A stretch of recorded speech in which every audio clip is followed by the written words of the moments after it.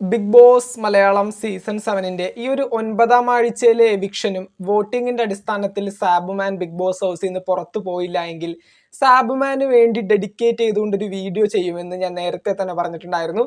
ആ ഒരു വീഡിയോ ആണിത്. വീഡിയോന്റെ കോൺസെപ്റ്റ് മറ്റൊന്നുമല്ല, ഈറ്റ് 5 സ്റ്റാർ ഡു നത്തിങ് എന്നുള്ള ഒരു വീഡിയോ ആണ് ഇപ്പോൾ നമ്മൾ ചെയ്യാനായിട്ട് പോകുന്നത്. സാബുമാന്റെ കേസ് പറയുകയാണെങ്കിൽ ഈ ഒരു 9ാം ആഴ്ചയിലെ വീക്കെൻഡ് എപ്പിസോഡിലെങ്കിലും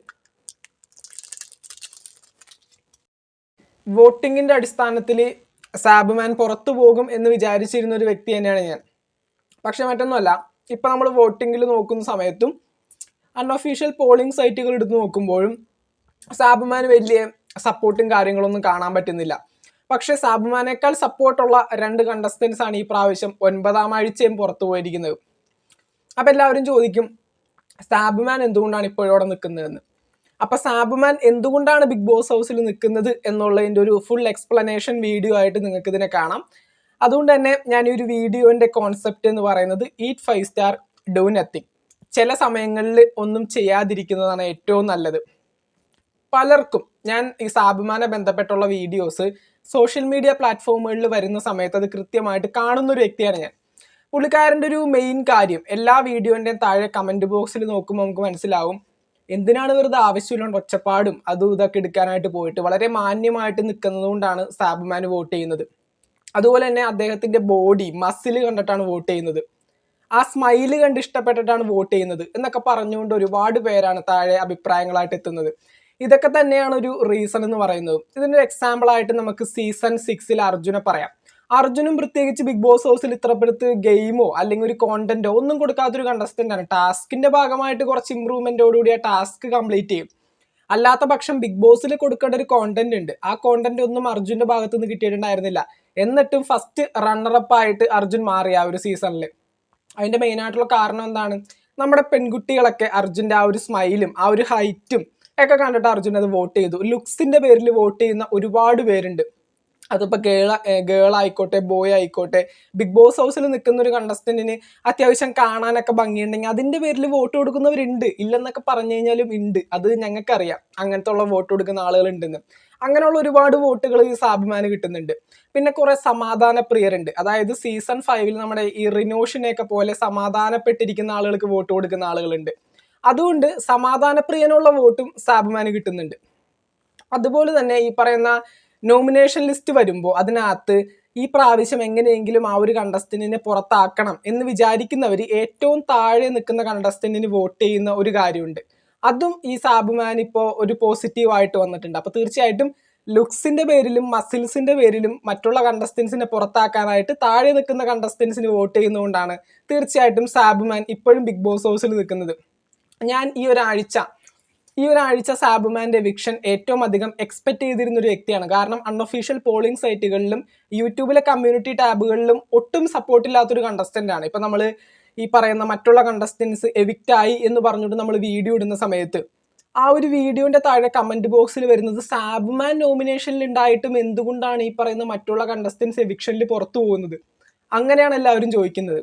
പക്ഷെ സാബുമാന് ജിയോ ഹോട്ട്സ്റ്റാറിൽ കിട്ടേണ്ട വോട്ടുകൾ കിട്ടാണ്ട് ഒരിക്കലും ബിഗ് ബോസ് ഹൗസിൽ സാബുമാനെ പിടിച്ചവർ വെക്കില്ല. സാബുമാൻ അത്യാവശ്യം വോട്ട് ജിയോ ഹോട്ട്സ്റ്റാറിൽ കിട്ടുന്നുണ്ട് എന്ന് തന്നെയാണ് എനിക്കറിയാനായിട്ട് സാധിച്ചത്.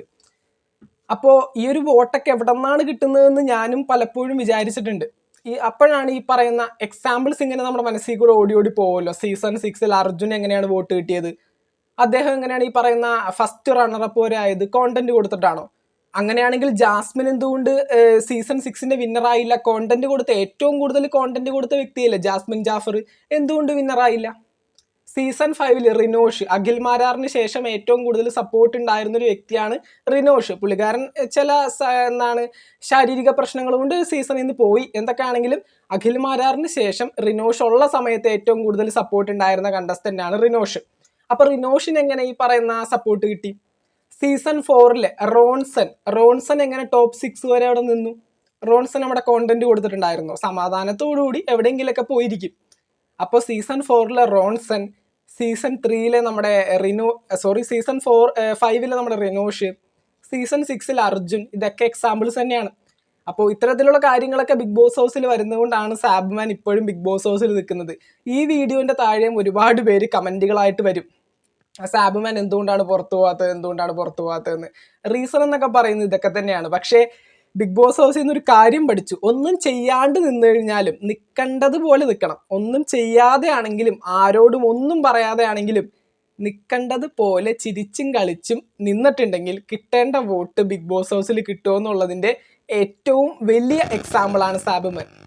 ഇത്രയും നാളുകൊണ്ട് ഈ ഒരു സീസൺ നമ്മുടെ ഏകദേശം സീസൺ 2 മുതൽ ഫുള്ളായിട്ട് കാണുന്ന ഒരു വ്യക്തിയാണ് ഞാൻ. ഏകദേശം സീസൺ 2 മുതൽ ഇത്രയും സീസണുകളിലും ഇങ്ങനെ ഒരു കണ്ടസ്റ്റന്റിനെ കണ്ടിട്ടില്ല. അതുപോലൊരു കണ്ടസ്റ്റന്റാണ് സാബുമാൻ.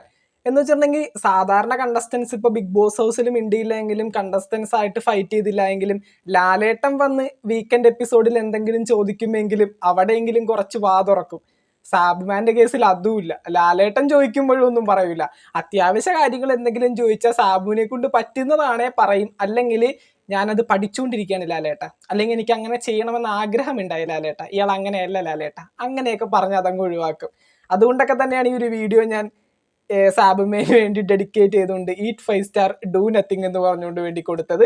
അപ്പം എന്തൊക്കെയാണെങ്കിലും സാബുമാൻ ഫാൻസ് ഉണ്ടാവും, സാബുമാൻ ബിഗ് ബോസ് ഹൗസിൽ നിന്ന് നിൽക്കണ്ടെന്ന് ആഗ്രഹിക്കുന്നവരുണ്ടാവും. എല്ലാവരും താഴെ കമൻറ്റ് ചെയ്യുക. നമുക്ക് മറ്റൊരു വീഡിയോ ആയിട്ട് വീണ്ടും കാണാം. താങ്ക്